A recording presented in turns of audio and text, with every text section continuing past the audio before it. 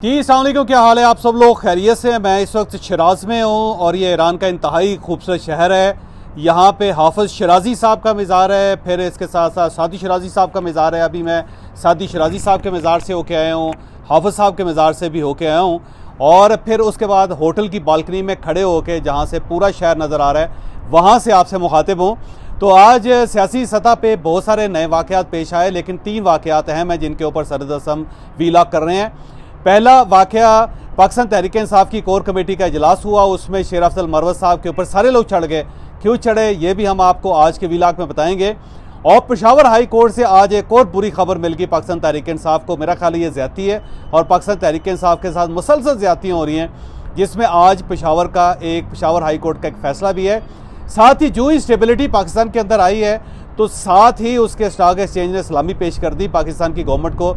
आज 1000 जो पॉइंट्स हैं स्टॉक एक्सचेंज के वो बड़े हैं, जिसके बाद 65,000 पॉइंट्स को क्रॉस कर गई हमारी स्टॉक एक्सचेंज। क्या ये स्टेबिलिटी मुसलसल होगी या फिर आने वाले दिनों में इसके अंदर फ्लक्चुएशन होगी, ये भी हम आपको आज के व्लॉग में बताएंगे। सरमाए के बारे में कहा जाता है कि ये कबूतरों की तरह होता है। अगर तो किसी जगह स्टेबिलिटी होगी तो वहाँ पे कबूतर फिर उस दरख्त पे बैठेंगे, उस बाग में बैठेंगे, फिर वहाँ पे वो चहचहाएंगे, वहाँ पे वो अंडे देंगे। लेकिन अगर किसी जगह स्टेबिलिटी नहीं होगी, जहाँ पे अफरा तफरी होगी, वहाँ से ये परिंदे, वहाँ से ये कबूतर उड़ जाएंगे। तो अब क्योंकि सरदार साहब ने देखा कि पाकिस्तान के अंदर स्टेबिलिटी पैदा हो रही है, गवर्नमेंट बैठ गई है और गवर्नमेंट ने कुछ इकदाम करने शुरू कर दिए हैं जो बड़े अहम हैं। और उसके साथ साथ अली अमीन गंडापुर साहब की कल वज़ीर-ए-आज़म साहब के साथ मुलाकात भी होगी और फिर जब दोनों की तरफ से बड़ा अच्छा जेस्चर दिया गया तो उसका पहला जो इफेक्ट है वो ये हुआ कि आज स्टॉक एक्सचेंज की तरफ से एक अच्छी खबर आई। आज एक दिन में जो इंडेक्स है उसके अंदर 1000 पॉइंट्स का इजाफा हो गया और 1 पॉइंट 25 करोड़ का होता है। अब आप 25 करोड़ को 1000 से ज़रब दे लें तो आपको अंदाज़ा हो जाएगा कि एक दिन के अंदर पाकिस्तान की इकॉनमी में कितनी बड़ी स्टेबिलिटी आई है। इसके साथ ही पाकिस्तान के अंदर जो मजमूई तौर पे पॉइंट्स हैं वो 65,000 को क्रॉस कर चुके हैं, जो आज तक की पाकिस्तान की स्टॉक एक्सचेंज की हिस्ट्री में सबसे बड़ा माइलस्टोन है जो आज हमने अचीव कर लिया। तो इसका मतलब ये हुआ कि पाकिस्तान के अंदर अगर स्टेबिलिटी आ जाए तो स्टॉक एक्सचेंज कोई इशू नहीं है, पाकिस्तान की इकानमी को इशू नहीं है। यहाँ पे जितने भी प्रॉब्लम है उसकी मेन वजह यह है कि पाकिस्तान के अंदर स्टेबिलिटी नहीं है। पाकिस्तान के अंदर अफरा तफरी इतनी ज़्यादा है कि वो अफरा तफरी हमारी मार्केट के ऊपर अफेक्ट करती है, उससे स्टॉक एक्सचेंज भी डैमेज होती है, फिर उसके साथ साथ इन्फ्लेशन आती है, फिर उसके साथ साथ डॉलर ऊपर जाता है। तो पाकिस्तान की इकॉनमी को सिर्फ एक ही चीज़ चाहिए और उस चीज़ का नाम है स्टेबिलिटी, कि अगर आप पाकिस्तान में स्टेबिलिटी कायम कर लें तो फिर इशू कोई नहीं है। लेकिन अगर आप स्टेबिलिटी क्रिएट नहीं कर पाते तो फिर इश्यूज़ ही इश्यूज़ हैं। तो इन सब इश्यूज़ से निपटने का सिर्फ एक ही तरीका है कि पाकिस्तान के अंदर इकनॉमिकली आप इसको स्टेबल कर लें। जब पाकिस्तान स्टेबल हो जाएगा तो फिर मामला कोई नहीं है, पाकिस्तान को इकनॉमिकली स्टेबल करना कोई इशू नहीं रहेगा। लेकिन अगर आप इसको नहीं कर पाते तो फिर डेफिनेटली आपके लिए प्रॉब्लम ही प्रॉब्लम है। तो आज का दिन ये साबित करता है कि अगर पाकिस्तान के अंदर पॉलिटिकल स्टेबिलिटी होगी तो इकनॉमिकल स्टेबिलिटी भी आ ही जाएगी। लिहाजा ज़रूरी है कि पाकिस्तान के अंदर आप एक स्टेबिलिटी क्रिएट करें, एक पॉलिटिकल स्टेबिलिटी क्रिएट करें। उसके साथ ही सोसाइटी अपने आप को रीशेप कर लेगी, हर चीज़ ठीक हो जाएगी। लेकिन अगर पॉलिटिकल फ्रंट पे कोई ना कोई चीज़ खुली रहेगी, कोई ना कोई इशू रहेगा, तो फिर पाकिस्तान के हालात इसी तरह रहेंगे। तो मेरा ख्याल है सोसाइटी को, पार्लियामेंट को, सियासतदानों को इस चीज़ से लर्न करना चाहिए कि अगर हम पाकिस्तान को वाकई बरकरार रखना चाहते हैं, इसके माशी मसाइल ख़त्म करना चाहते हैं, लोगों को रिलीफ देना चाहते हैं, तो फिर उसका एक ही हल है कि आप सियासी सतह पे एक इस्तेहकाम पैदा कर लें। अगर इस्तेहकाम पैदा हो जाएगा तो फिर इशू कोई नहीं है। लेकिन अगर इस्तेहकाम नहीं पैदा होता तो फिर इसी तरह कभी मार्केट अप जाएगी, कभी मार्केट डाउन जाएगी, फिर डॉलर गायब होगा, फिर महंगाई की चक्की में लोग पिसते रहेंगे। तो इससे सबको एक लेसन मिलना चाहिए। आज इसके बाद पाकिस्तान तहरीक-ए-इंसाफ की कोर कमेटी का इजलास था। उस कोर कमेटी के इजलास में यूँ महसूस होता है कि सिर्फ़ और सिर्फ एक ही शख्स हदफ था और उसका नाम है शेर अफजल मरवत। शेर अफजल मरवत बेचारे पे सारे लोग पिल पड़े और सबका ये कहना था कि ये रोज़ इस किस्म का कोई ना कोई स्टांस लेते हैं जिससे पाकिस्तान तहरीक-ए-इंसाफ का एक ऐसा इंप्रेशन क्रिएट हो रहा है जिससे ये नॉन सीरियस पार्टी इस्टेब्लिश हो रही है। और फिर उसके अंदर जो सुन्नी इत्तेहाद कौंसिल के ज़ाहिर सदर भी हैं और इस वक्त पाकिस्तान तहरीक-ए-इंसाफ का साहबजादा साहब के साथ एग्रीमेंट भी है। और इस वक्त पार्टी बहरहाल पाकिस्तान तहरीक-ए-इंसाफ एग्जिस्ट नहीं करती, पार्टी सिर्फ एक ही एग्जिस्ट करती है और उसका नाम सुन्नी इत्तेहाद कौंसिल है और वही पार्लियामेंट के अंदर है। तो साहबजादा अहमद रज़ा साहब ने भी एतराज़ किया, उन्होंने कहा कि जो बयानात शेर अफजल मरवत साहब देते हैं, जो वो सोशल मीडिया पे करते हैं, कभी वो पार्लियामेंट के अंदर उसकी बिल्डिंग के अंदर ऐवान में खड़े होकर सिगरेट पीना शुरू कर देते हैं, कभी किसी खातून की तरफ वो इशारा कर देते हैं, कभी MKM के लोगों से लड़ना शुरू कर देते हैं, कभी वो टिकटॉकर्स को इंटरव्यू देते हैं और उसमें वो ऐसी ज़ुबान इस्तेमाल कर देते हैं जिसके बाद पाकिस्तान तहरीक इंसाफ का ठट्ठा लगता है। तो हमें इन्हें रोकना पड़ेगा। तो शेर अफजल मरवत साहब से पूछा जाता रहा कि जनाब आप ये बयान क्यों देते हैं। उनका साफ जवाब था कि भाई साहब मैं आज़ाद आदमी हूँ और मैं सिर्फ़ और सिर्फ एक शख्स को जवाब दें और उस शख्स का नाम इमरान खान है।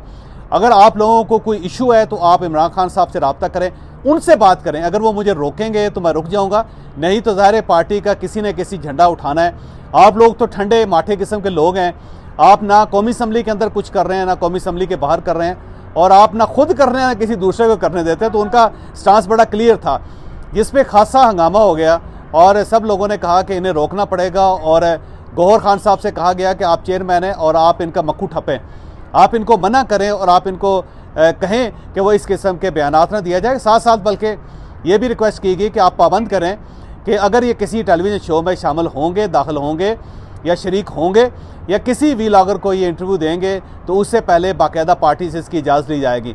अगर पार्टी इनको अलाउ नहीं करेगी तो फिर इन्हें किसी चैनल पे जाने की इजाज़त नहीं होनी चाहिए, क्योंकि इनकी वजह से पार्टी का माहौल ख़राब हो रहा है और पार्टी का इंप्रेशन ख़राब हो रहा है। शेर अफजल मरवत साहब ज़ाहिर इस बात को मानने के लिए तैयार नहीं थे और उन्होंने खासी बहस भी की और उनके बिहाफ पे भी कुछ लोगों ने बहस की, उन्हें रोकने की कोशिश की, लेकिन जब नहीं रोका तो फिर लोगों ने बतौर एहतजाज वहाँ से उठना शुरू कर दिया और उठ के वहाँ से चले गए। शेर अफजल मरवत साहब, इसमें कोई शक नहीं कि वो स्पेस बहुत हासिल कर चुके हैं, क्योंकि जो मीडिया हमारा उसमें बिलखसूस सोशल मीडिया है, उसको ऐसे ही करैक्टर चाहिए होते हैं, ऐसे ही करैक्टर चाहिए होते हैं जिनकी याददाश्त भी काम ना करती हो, जिनकी मोरालिटी भी यही हो, और जो एक मुक्का मार के अपने आप को पॉपुलर कर लेते हैं और फिर उसके बाद जो बयानात दे के रोज़ाना वो मीडिया की अटेंशन अपनी तरफ डाइवर्ट कर लेते होते हैं। सोशल मीडिया को ऐसे ही लोग चाहिए होते हैं। फिर उसके साथ साथ जो इलेक्ट्रॉनिक मीडिया है उसमें भी कुछ ऐसे करैक्टर्स मौजूद हैं जिनका काम ही है कि कंट्रोवर्सी क्रिएट करें, ऐसे सवाल करें जिनके उल्टे जवाब आएँ, फिर वो सोशल मीडिया के ऊपर वायरल हों और उसकी बुनियाद पे फिर ट्रैफिक ली जाए। तो अगर हम देखें तो सोशल मीडिया के ऊपर भी यही प्रॉब्लम है और इलेक्ट्रॉनिक मीडिया के ऊपर भी यही प्रॉब्लम है। और ऐसे माहौल में शेर अफजल मरवत साहब जैसे करैक्टर जो हैं वो मीडिया के लिए बहुत बड़ी गज़ा साबित होते हैं, एक मुरगन गज़ा साबित होते हैं। तो शेर अफजल मरवत साहब को रोज़ाना की बुनियाद पे यूट्यूबर्स भी ले रहे होते हैं और फिर इलेक्ट्रॉनिक मीडिया के ऊपर भी आ रहे हैं। गो जो सीरियस शोज़ हैं उनके अंदर तो इनको मौका नहीं दिया जाता, लेकिन कुछ शोज़ हैं जो अपने आप को सीरियस भी कहते हैं, नॉन सीरियस भी कहते हैं, उनका कंटेंट इस टाइप का होता है, तो वहाँ पे इनकी दाल बहुत गलती है। और उसका फ़ायदा ये हो रहा है कि शेर अफजल मरवत साहब बहुत पॉपुलर हो रहे हैं और साथ साथ इमरान खान साहब का जो बयानी है वो भी पॉपुलर हो रहा है, क्योंकि इमरान खान साहब का जो बयानी है वो शेर अफजल मरवत साहब के साथ बड़ा सूट करता है, शेर अफजल मरवत साहब भी बहुत सूट करते हैं उसको। तो दोनों जो हैं वो क्योंकि एक दूसरे के लिए लाज़िम मलज़ूम है, दोनों एक दूसरे के साथ बने हुए हैं, तो इसलिए दोनों का बड़ा फ़ायदा हो रहा है। लेकिन जो पार्टी है उसकी जो एक सीरियसनेस थी वो डैमेज हो रही है इससे। लिहाजा पार्टी के अंदर बहुत ज़्यादा एतराज़ किया जाता है शेर अफजल मरवत साहब के ऊपर कि इनको रोका जाए, और अगर ये नहीं रुकते तो फिर इनको ज़बरदस्ती रोका जाए, क्योंकि पार्टी का डिसिप्लिन जो है वो डिस्टर्ब हो रहा है। लेकिन यहाँ पे प्रॉब्लम ये है कि जब भी शेर अफजल मरवत साहब को रोका जाता है या जो भी शख्सियत रोकती है, शेर अफजल मरवत साहब उसके खिलाफ भी एक बयान ठोक देते हैं। जैसे कि गौहर खान है, गौहर खान साहब के खिलाफ जो उन्होंने बयानबाजी की और उसके बाद गौहर खान साहब को अपनी इज़्ज़त बचाना मुश्किल होगी, बल्कि उनके लिए पार्टी के अंदर स्पेस कम हो गई। उससे पहले इन्होंने शोएब शाहीन साहब को रगड़ा लगाना शुरू कर दिया, तो शोएब शाहीन साहब खासे डैमेज हुए इनके इस रवैये की वजह से। और फिर नईम हैदर पंजोता साहब हैं, उनको भी रगड़ा लग चुका है, और साथ साथ मीडिया के बहुत सारे लोगों को रगड़ा लगाते रहते हैं, जिसमें मैं भी शामिल हूँ। तो जो भी उनको रोकने की कोशिश करता है, जो भी उनको समझाने की कोशिश करता है, वो उसको हदफ बना लेती है, तो उसके बाद उसके लिए इज़्ज़त बचाना मुश्किल हो जाता है। जैसे कि गौहर खान साहब हैं, गौहर खान साहब अपनी खुद इज़्ज़त बचाते फिर रहे हैं उनसे, क्योंकि उनकी वजह से उनकी बेइज्जती भी बहुत ज़्यादा हो रही है। तो मेरा नहीं ख्याल कि इमरान खान साहब के अलावा कोई शख्स इनको रोक सकता है। तो अब पार्टी ने यह फैसला किया है कि इमरान खान साहब से शिकायत लगाई जाए और इमरान खान साहब से ऑर्डर लिया जाए कि वो शेर अफजल मरवत साहब को बाकायदा पाबंद करें, और अगर वो पाबंद नहीं होते तो फिर उन्हें बाकायदा इनके खिलाफ कोई कार्रवाई की जाए। तो शेर अफजल मरवत साहब के लिए ये एक वार्निंग है कि आने वाले दिनों में ये सब लोग इमरान खान साहब से मिलने वाले हैं और इमरान खान साहब से मिल के उन्हें कायल करेंगे कि शेर अफजल मरवत साहब को रोका जाए और उन्हें डिसिप्लिन का पाबंद किया जाए। तो शेर अफजल मरवत साहब को अनकरीब इमरान खान साहब की तरफ से एक ऑर्डर मिलने वाला है, जिसके बाद ज़ाहिर है उनके पास दो ही ऑप्शन होंगे, या तो वो अपने बानी चेयरमैन का ऑर्डर तस्लीम करें और अगर वो तस्लीम नहीं करते तो फिर अपनी पार्टी को छोड़ दें। तो दोनों में से एक ऑप्शन शेर अफजल मरवत साहब को अब लेना पड़ेगा।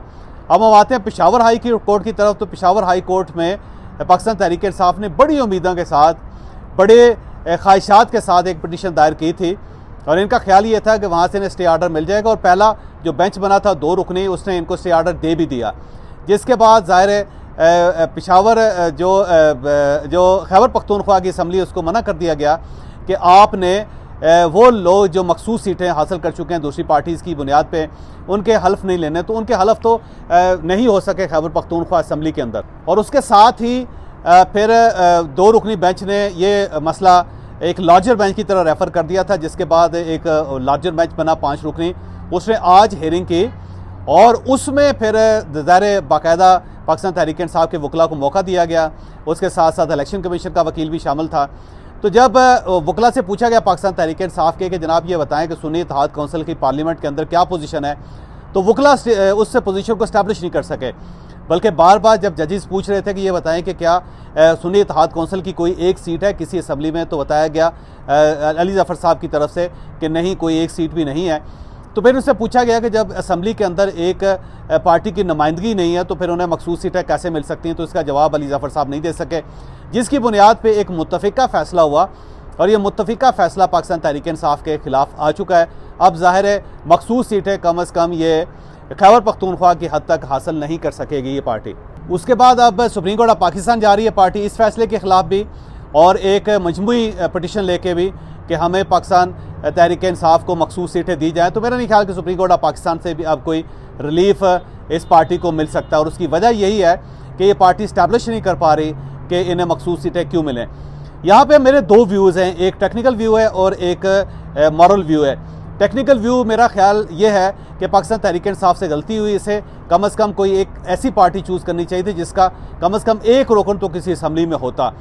और अगर फ़र्ज़ करें कि अभी चुनना मुश्किल था तो ये इलेक्शन से पहले ही किसी न किसी पार्टी को आइडेंटिफाई करके उससे एक आध इलेक्शन लड़वा के उसको जितवा के उस पार्टी के साथ इत्तेहाद करके कौमी असम्बली के अंदर आ जाते या सूबाई असम्बली में आ जाते तो आज इनका ये इशू ख़त्म हो जाता।